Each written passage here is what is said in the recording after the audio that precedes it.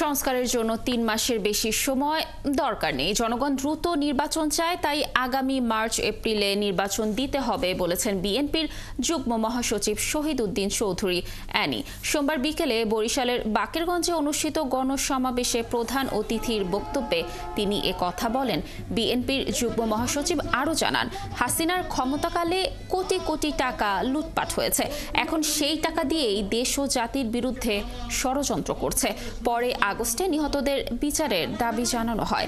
উপজেলা বিএনপি আয়োজিত সমাবেশে বিভিন্ন ইউনিয়নের নেতাকর্মীরা উপস্থিত ছিলেন। আমাদের বিএনপির কোন নেতাকর্মী একটা রাজনৈতিক দলের নেত্রী হিসাবে এই সিদ্ধান্ত কি সে দিতে পারে? কিন্তু হাসিনা এই সিদ্ধান্ত দিয়ে এই রক্তের দাগ কিন্তু এখন শুকাই যায়। ছাত্র এবং জনগণদেরকে হত্যা করেছে ক্ষমতাটাকে আঁকড়িয়ে থাকার জন্য।